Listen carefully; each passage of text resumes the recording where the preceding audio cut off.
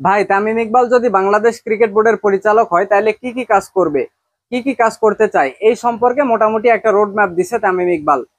চারটা বিষয় সে উল্লেখ করছে, এই চারটা বিষয় নিয়ে কাজ করতে চায়। এই চারটা বিষয় কি কি সেগুলো আপনাদেরকে বলি, শোনার পরে আপনারা কমেন্টে জানান যে এই চারটা বিষয় নিয়ে কাজ করলে আসলেই বাংলাদেশ ক্রিকেটের কোনো উন্নতি হবে কি না। নাম্বার ওয়ান হচ্ছে বাংলাদেশি ক্রিকেটারদের সর্বোচ্চ সুযোগ সুবিধা তামিম ইকবাল দিতে চায়। ভাই এখন বাংলাদেশি ক্রিকেটাররা যে ধরনের সুযোগ সুবিধা পাচ্ছে এর থেকে বেশি প্রয়োজন আছে বলে আমার কাছে মনে হয় না ভাই। কেন মনে হয় না তার উদাহরণ আপনাদেরকে দিচ্ছি। ধরলাম যে বাংলাদেশি ক্রিকেটাররা ভালো সুযোগ সুবিধা পায় না, এটা ধরলাম ভাই। ইন্ডিয়ান ক্রিকেটারদের কথা চিন্তা করেন আপনি, বিসিসিআই থেকে সর্বোচ্চ সুযোগ সুবিধা ভারতীয় ক্রিকেটাররা পায়। বিসিসিআই থেকে সর্বোচ্চ সুযোগ সুবিধা পাওয়ার পরেও এই ক্রিকেটাররা ব্যক্তিগত খরচে ব্যক্তিগত কোচ রেখে তারা তাদের ব্যাটিং বোলিং ফিল্ডিং এইগুলা নিয়ে কাজ করে। ক্রিকেটের প্রতি তাদের ভালোবাসা দেখেন, ক্রিকেটকে নিয়ে তাদের ধ্যান ধারণা দেখেন। বাংলাদেশি কোনো ক্রিকেটারকে এরকম করতে দেখছেন? এরকম করতে দেখছেন? তারা সব সময় বিসিবির দোষ ধরে যে ভালো ফ্যাসিলিটিস নাই, হ্যান ত্যান। কিন্তু তারা যেইভাবে টাকা কামাই করে, হ্যাঁ, বছরে যে 1 কোটি টাকা পার তারা কামাই করে, তারা কি ব্যক্তিগত একটা কোচ রাখতে পারে না? সব দায় কি বিসিবির? এই ক্রিকেটারদের কোনো দায় নাই? শুধুমাত্র দুইটা উদাহরণ আপনাদেরকে দিতে পারি বাংলাদেশি ক্রিকেটারদের মধ্যে। একটা হচ্ছে সাকিব আল হাসান, 2019 বিশ্বকাপের আগে সে ব্যক্তিগত কোচ রেখে প্র্যাকটিস করছে, নিজেকে প্রস্তুত করছে, এবং 2019 বিশ্বকাপে সে কি করছে সেটা আপনারা জানেন, ইতিহাস করে দিছে। তারপরে ধরেন তাসকিন আহমেদ। তাসকিন আহমেদ 2019 বিশ্বকাপের আগে যখন দল থেকে বাদ পড়ে যায়, তারপরে নিজে কোচ রেখে সে প্রস্তুতি নিয়েছে, প্র্যাকটিস করছে, দেন বাংলাদেশ জাতীয় দলে যেভাবে সে কামব্যাক করছে, এটা এটা ইতিহাস। বাংলাদেশ ক্রিকেট মানে ক্রিকেটের প্রেক্ষাপটে এটা একটা ইতিহাস ভাই। এবং বর্তমানে বাংলাদেশ ক্রিকেটের সেরা প্লেয়ার কে, এরকম কোনো প্রশ্ন করা হলে এক নাম আপনারা বলবেন, সেটা হচ্ছে তাসকিন আহমেদ। তো দেখেন, যেই দুইজন ক্রিকেটার ব্যক্তিগত খরচে নিজেদেরকে প্রস্তুত করছে, সেই দুইজনের সাথে বাকি ক্রিকেটার গুলার পার্থক্য দেখেন। আপনি তাসকিন এবং সাকিবকে বাকি সব ক্রিকেটারদের থেকে আলাদা করতে পারবেন ভাই। হ্যাঁ, এটাই পার্থক্য।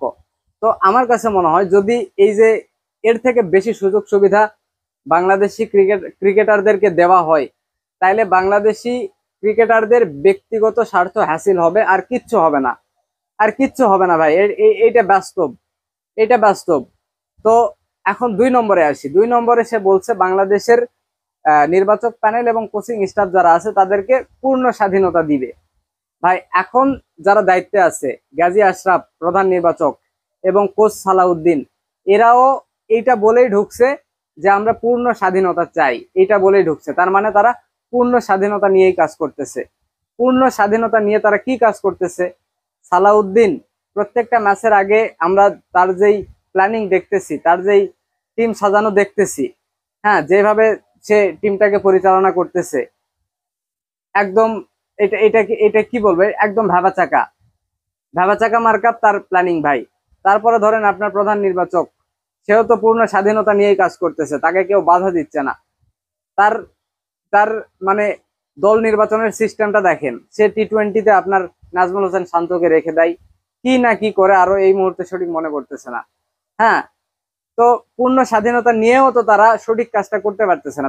তাদেরকে আর কি স্বাধীনতা দেওয়া লাগবে? এর থেকে বেশি আর কি স্বাধীনতা তাদের লাগবে ভাই? তো এইটাও আমার কাছে ভ্যালিড মনে হয় না। প্রথম দুইটা আমার কাছে ভ্যালিড মনে হয় না। এই যে ক্রিকেটারদের এর থেকে বেশি সুযোগ সুবিধা দেওয়া, এটাও ভ্যালিড মনে হয় না। এই যে পূর্ণ স্বাধীনতা দেওয়া নির্বাচক প্যানেল আর কোচদের, এটাও ভ্যালিড মনে হয় না। 3 নম্বরে আসছি। 3 নম্বরে যেটা বলছে সেটা হচ্ছে নিজ খরচে হলেও দেশি কোচকে কাউন্টিতে কাজ করার সুযোগ করে দেওয়া। এইটা আমার কাছে একটা ভ্যালিড মনে হয়। হ্যাঁ, এইটা ভ্যালিড মনে হয়, এইটা করা উচিত। বাংলাদেশি যারা কোচ আছে এই মুহূর্তে এই মুহূর্তে যাদেরকে বাংলাদেশের সেরা কোচ বলা হয়, সালাউদ্দিন ছাড়াও আরো বেশ কয়েকটা আছে, এদেরকে আমরা ওভার রেট করি ভাই। বাংলাদেশের প্রেক্ষাপটে বাংলাদেশের বিপিএলটা যেভাবে চলে, বিপিএল এ দেখবেন যখন কুমিল্লা ভিক্টোরিয়ান্স খেলছে, তারা এমন টিম সাজায়, চোখ বন্ধ করে কেউ বলে দিতে পারে যে যে কোনো টিমের সাথে মানে বিপিএল এর অন্য যে কোনো টিমের সাথে কুমিল্লা জিতবে, এমন ভাবে তারা টিমটা সাজায়। সেই টিমের কোচ থাকে সালাউদ্দিন। তো এই যে মানে কুমিল্লা ভিক্টোরিয়ান্স জিতে, মানে তারা যে দলটা সাজায় এমনিতেও তারা কোচ ছাড়াও জিতবে ভাই। তো এই যে কুমিল্লা ভিক্টোরিয়ান্সের যে সাফল্য, সেইটার পেছনে মূল কারিগর হিসেবে আমরা এই যে কাকে উপস্থাপন করি, সালাউদ্দিনকে। তাকে যে এই যে ওভার রেট করি বাংলাদেশি বাংলাদেশ ক্রিকেটের প্রেক্ষাপটে তাকে যেভাবে ওভার রেট করি, এটা ঠিক না ভাই। এত ভালো কোচও সালাউদ্দিন না। তো এই যে মানে কাউন্টি ক্রিকেটে কোচদের সুযোগ করে দেওয়া, এইটা এটা করা উচিত।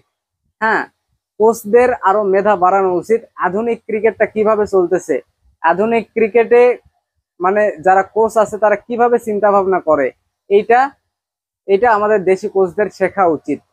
একটা দেশের ক্রিকেটকে মানে এগিয়ে নিতে হলে সাথে কোচদেরও এগিয়ে নেওয়া লাগবে। শুধুমাত্র ক্রিকেটারদেরকে নিয়ে কাজ করলে হবে না ভাই। ক্রিকেটের একদম অবকাঠামোগত সকল ক্ষেত্র নিয়েই কাজ করা লাগবে। তো এইটা এই জন্যই এটা আমার কাছে ভ্যালিড মনে হয় যে কোচদেরকে কাউন্টি ক্রিকেটে সুযোগ করে দেওয়া। আর একটা হচ্ছে লাস্ট 4 নাম্বার, সেটা হচ্ছে অফ সিজনে খেলোয়াড়দের কাউন্টিতে খেলার সুযোগ করে দেওয়া। এটাও আমার কাছে ভ্যালিড মনে হয়। এই 4টার মধ্যে লাস্টের 2টা আমার কাছে ভ্যালিড মনে হয়েছে ভাই। বাংলাদেশি ক্রিকেটারদের কাউন্টি ক্রিকেটে খেলানোর ব্যবস্থা করে দেওয়া। হ্যাঁ, বাংলাদেশে যেই যেই মানে যেভাবে ঘরোয়া লিগটা হয়, বাংলাদেশের ঘরোয়া ক্রিকেট যেই মানের হয়, এই মানের ঘরোয়া ক্রিকেট দিয়ে আপনি ক্রিকেটে আধুনিক ক্রিকেটে টিকে থাকতে পারবেন না ভাই। এটা এটা এটা বাস্তব। হ্যাঁ, এটা বাস্তব। বাংলাদেশি ক্রিকেটারদের যে মান এবং বাংলাদেশি ক্রিকেট মানে ঘরোয়া ক্রিকেটের যে মান, এই মানের ক্রিকেটটা খেলে ইন্টারন্যাশনাল ক্রিকেটে সার্ভাইভ করা বড় মুশকিল। হ্যাঁ, এখন দেখেন বাংলাদেশে কিন্তু ঘরোয়া ক্রিকেট চলতেছেই, সারা জীবনই চলতেছে, এমন না যে চলতেছে না। তো এত ঘরোয়া লিগ মানে চলতেছে এবং অনেক ক্রিকেটার অনেক অনেক রান করতেছে, তারা ইন্টারন্যাশনাল ক্রিকেটে এসে ব্যর্থ হচ্ছে ব্যর্থ ব্যর্থ হয় কেন? এই যে এইটাই কারণ, মানে মানের অভাব। বাংলাদেশি ক্রিকেটারদেরও মান খারাপ এবং এই যে ঘরোয়া লিগেরও মান খারাপ। মোট কথা লিগের মান খারাপ। লিগের মান যদি ভালো হইতো তাহলে ভালো ক্রিকেটার, ভালো মানের ক্রিকেটার এমনি বের হয়ে আসতো। তো এই মানের ক্রিকেট খেলে আসলে ইন্টারন্যাশনাল ক্রিকেটে বর্তমানে সার্ভাইভ করা সম্ভব না। ভালো করতে হলে এদেরকে এইরকম কাউন্টি ক্রিকেটে সুযোগ করে দেওয়া উচিত। কাউন্টি ক্রিকেটে যে মানে যেই মানে প্রতিযোগিতামূলক খেলাটা হয়, ওইখানে যদি বাংলাদেশি ক্রিকেটাররা খেলার সুযোগ পায়, তবে আমার কাছে মনে হয় অবশ্যই বাংলাদেশি ক্রিকেটাররা টেস্ট ক্রিকেটে অনেক ভালো খেলবে। হ্যাঁ, এক সাকিব আল হাসান, মোস্তাফিজ, মাঝে মধ্যে 2-1টা, এদের ছাড়া আমরা কখনো দেখি না যে কাউন্টি ক্রিকেটে বাংলাদেশি ক্রিকেটাররা সুযোগ পায়। যেহেতু তামিম ইকবালের সাথে একটা ভালো সম্পর্ক আছে কাউন্টিতে, হ্যাঁ, সেও একসময় খেলছে, মাঝে মধ্যে ইংল্যান্ড যায়, বেশ ভালো সম্পর্ক। সো আমার মনে হয় সে এটা করতে পারবে, বাংলাদেশি ক্রিকেটারদের বেশি বেশি কাউন্টি ক্রিকেটে সুযোগ করে দেওয়া, এটা পারবে। তো লাস্টের যে 2টা পয়েন্ট বললাম, এই 2টা কাজ যদি তামিম ইকবাল করতে পারে, তাহলে আমার মনে হয় বাংলাদেশ ক্রিকেট উন্নতির দিকে যাবে। তো প্রথম 2টা যেটা, ওইটা আসলে আমার কাছে ভ্যালিড মনে হয় না।